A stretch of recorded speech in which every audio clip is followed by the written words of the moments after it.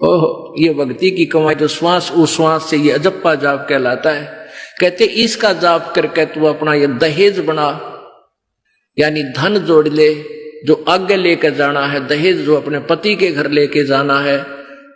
पहले कुरीति थी कि जो लड़की घना धन लेकर आती थी दहेज का, उसका आदर पूरा परिवार करता था। ऐसे हमारे हम भ्रमित थे, अज्ञानता थी।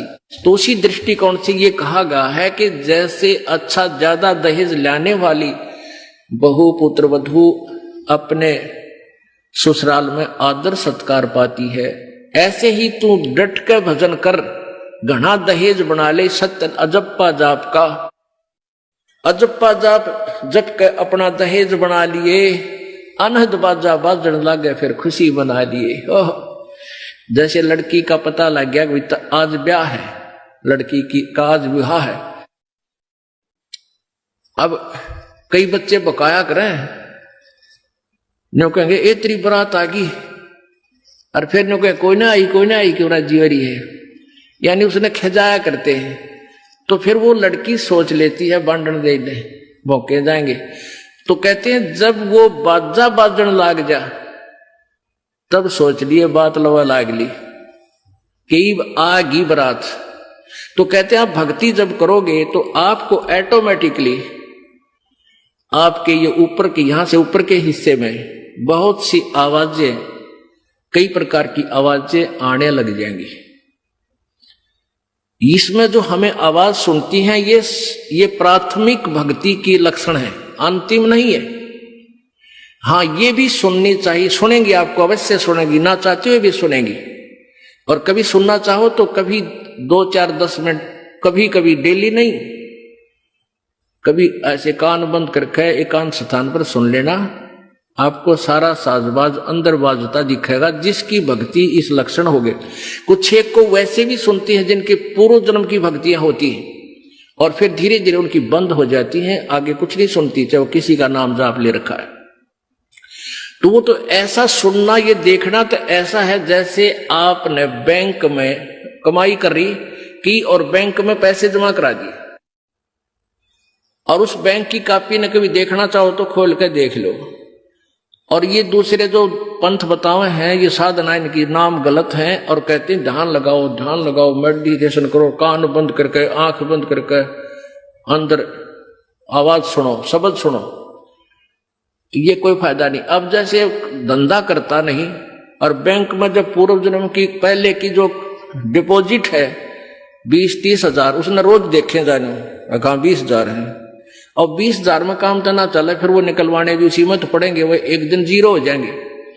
वो तो जैसे आपको ये आभास होंगे किसी भी वस्तु का, जैसे हम हमारी आंखों, आपकी जो भक्ति करते हैं उनकी आंखों के सामने बहुत सी चीजें ऐसे चलती दिखाई देंगी। कभी तो ऐसा आभास होगा जैसे कोई मक्खी आ गई, कोई मच्छर जा रहा है, या कोई ऐसी कोई लाइन सी दिखाई देती है। तो ये आपकी भक्ति की कमाई है, प्रतिफल आपको दिख रहा है। और कई एकादा क्या करे हमारे भक्त, एक बहन भगत भाई आया ने बोला जी मैंने तो आंख दिखा ली, मेरी तो आंखों में डिफेक्ट हो गया। वहां क्या हो गया कि आगे बिरानी काला काला दिखे जा, नो देखूं जब भी दिखा, मन तक कई डर भी लग जाता है। और डॉक्टर का इसका ऑपरेशन करेंगे, रमा भले आदमी क्यों आंख पड़वावे, ये तेरी भक्ति की कमाई दिखाई दे रही है, तेरी जो बैंक में जमा कराए हैं वो कॉपी में दिखे तेरे को। ये तो भगवान आत्मा ने दिखेंगे बेटा, जिनकी कमाई शुरुआत हो चुकी है। जेता अंजन आंजी ये चश्मों में दिखंत न बोला सचमुच में, कहा सचमुच, फिर खुश हो गया रे तेरा गजब भैया। तो ये जो सामने दिखाई देते घबराना नहीं, बहुत से भ्रमित हो जाते हैं क्योंकि बार बार ये दास नहीं बता पाता आपको। तो प्रत्येक सत्संग में आओगे तो कभी ना कभी हर पहलू पर विचार विमर्श दिया जाता है। तो घबराना नहीं है, ये आपकी आंखों के सामने कोई वस्तु दिखाई देगी, वो आप ही बताओगे, दास बताओगा तो तुम झूठ भी बोल दोगे। तो वो आपकी जितनी कमाई है वो अपने आप बढ़ती जा रही है, उसका लेवल बता रहा है। तो ऐसे अंदर आवाजें आएंगी, कई प्रकार की आएंगी, और उनमें से एक न्यारी आवाज आएगी, एक मुरली की आवाज आएगी। और वो मुरली वो आवाज जो है जो इसमें पिंड में जो आएगी वो यहीं तक की है, ये महास्वर्ग तक की है। और जो वास्तविक धुन, वास्तविक जो आवाज है वो इस अंड और पिंड से पार है, वो सतलोक में है। वो वहां जाकर आपको वो बात बाहर सुनाई देगी। यानी इस शरीर से एक जब आत्मा भक्ति से परिपूर्ण हो जाती है तो इस शरीर से बाहर भी हो जाती है, तो उसको सुनने के लिए ऐसी सचिथी आ जाएगी अपने आप, जैसे आपका शरीर यहां बाहर खड़े हो गए, और फिर वो आवाज आपको उस सूक्ष्म शरीर के माध्यम से सीधा कनेक्शन उस सतलोक से हो जाता है। वो परले पार वाली मुरली आवाज, वो धुन, वो झनकार अलग से सुनाई देती है। फिर सेकंड के बाद आप उसी शरीर में होते, आपको पता भी नहीं कि मैं बाहर गया या अंदर ही था। वो बहुत बाद में जाके बहुत लेटेस्ट स्टेज पे ऐसा होगा, पर ऐसा हो या ना हो, आप जैसे दास बताओ, ये खुराक खाते रहो रोग कटेगा, ये साधना करते रहो।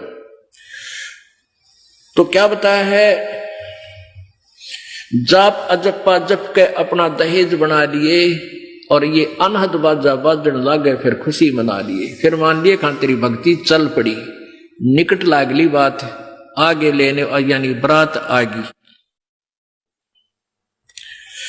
आवे बिरहा कबीर लेने, खुश होकर चालिए और प्रेम की बारिश होने लागे, फिर मलमल ढालिए।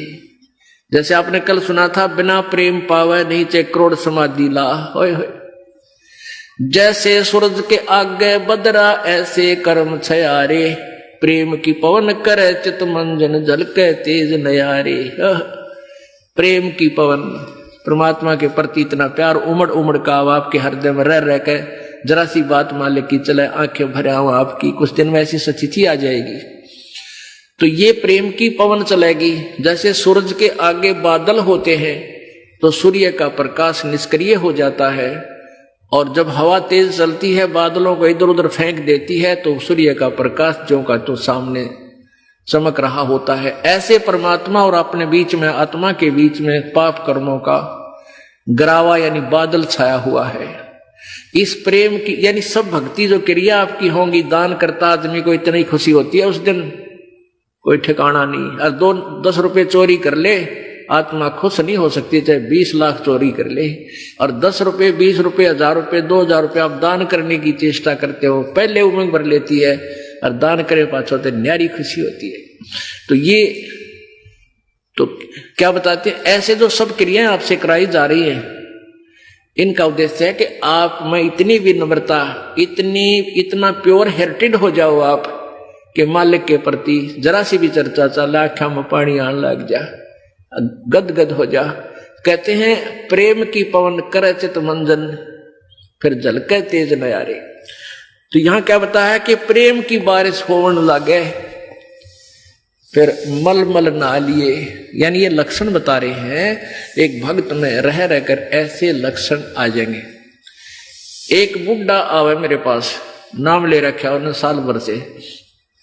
वो कहता है जी मैं नाम जपन लागू, मैं रोने लग जाऊं, मेरा रोना बंद कर दिया। राम तो रोना शुरू करवावा तो बंद करवाना आवे, ये तेरे भाग जाग रे भले आदमी।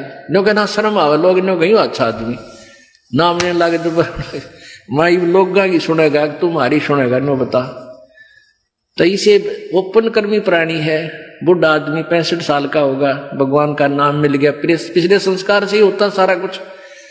और ईब का नाम लेने लग गया, मैं तो रोने लग जाऊं। रे तेरा जी भगवान ये सब ने देसा रोना हमारे भगता ने, आंखें में पानी आवे, मालिक की चर्चा हो, ना द्वेष हो, ना राग उठे, ना कोई चोरी करने जी करे, ना कोई जारी करने जी करे, ना बुराई मन में आवे, ये ऐसा जो धुन लग जा।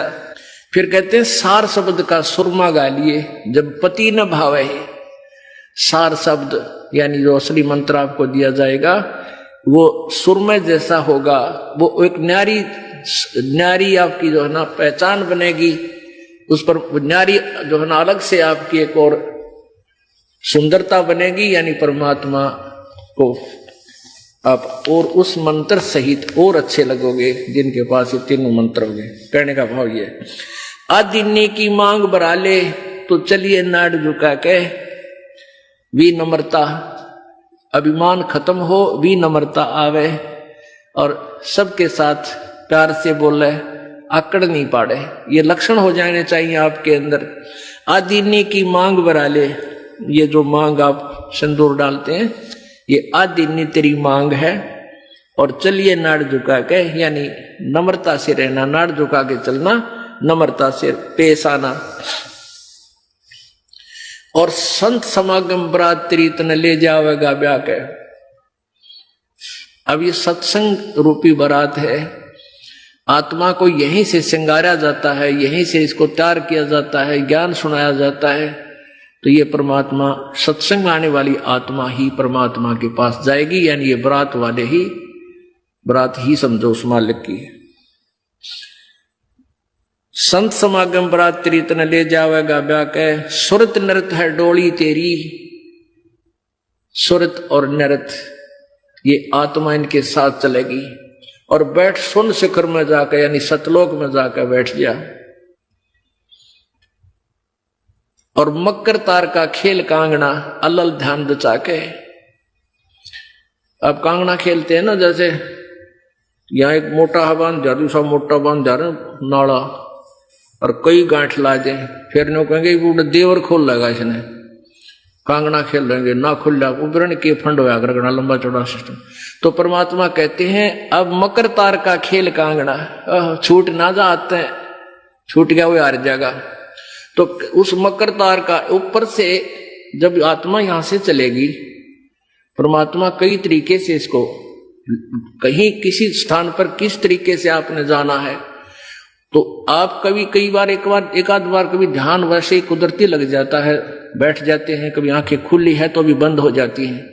और कई बार ऐसा होगा कि एक मकड़ी के तार जैसा आपको लंबा स्ट्रेट, बहुत, उसका कोई और छोर आप नहीं देख सकोगे, ऐसा तार सा नजर आएगा, उसको मकर तार कहते हैं। उसके साथ लग के आत्मा, जैसे मकड़ी उस तार को पकड़कर ऊपर चढ़ जाती है, ऐसे वो मकर तार का आपको दिखाई देगा जब चलेगी यहां से आत्मा संसार छोड़ के।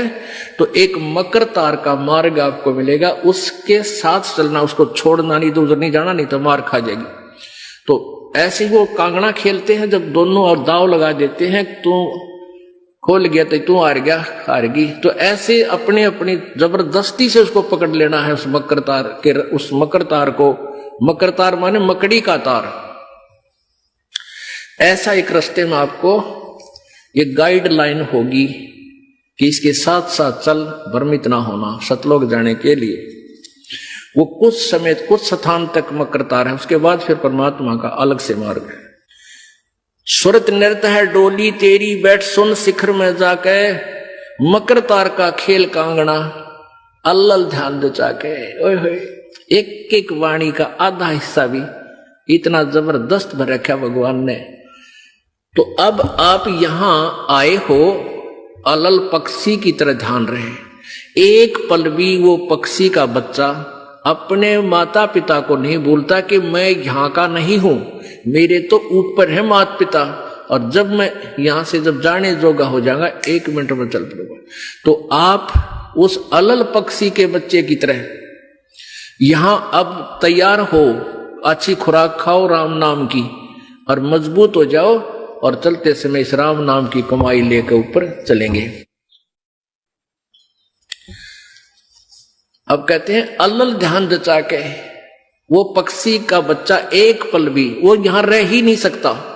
उसको ये पता होता है, कॉमन सेंस होती है कुदरती, कि मेरे माता पिता वहां है, जिस दिन मैं यहां से जाने योग्य हो जाऊंगा, एक पल नहीं रहूं यहां पर। तो ऐसे आपने ये हर दम उस सतलोक में जाने का अलल पक्षी की तरह यू ध्यान लगा के वो जचा कर रखनी है, इसको भूल नहीं पड़ने देना। मकर तार का खेल कांगना, अलल ध्यान दचा के, और बैठ विश्वास सेज बिछा के, जो शब्द छैल आवे है।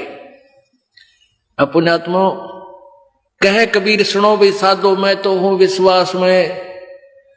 जो क्रिया, जो साधना आपको बताई जाती है, वो साधना वो है जो सब सदग्रंथों में प्रमाणित है, और वो है जिन महापुरुषों ने परमात्मा पाया, उन्होंने भी यही क्रियाएं की। तो आप एक विश्वास रूपी सेज पे, जैसे दुल्हन होती है अपने पति के इंतजार में वो बैठ जाती है, तो ऐसे ही कहते तू अपना विश्वास रूपी सेज बिछा के इंतजार कर उस परम पिता के आने की। विश्वास तेरी सेज है, यानी तेरा विश्वास है तो मालिक आवेगा, और विश्वास नहीं है तू वहां से चला गया कि तो फिर पति कहां मिलेगा। कहने का भाव ये है कि डगमग नहीं होना है, अपना विश्वास दृढ़ रखना, जो बताया गया ये विधि और यही भक्ति आपको परमात्मा मिलाएगी। यानी शब्द छैल का अर्थ है वो अविनाशी परमात्मा, शब्द अर्थ अविनाशी को कहते हैं। अविनाशी परमेश्वर तेरा पति तुझे वहां लेने आएगा और इस प्रकार हम परमात्मा पाएंगे। बोलो सतगुरुदेव।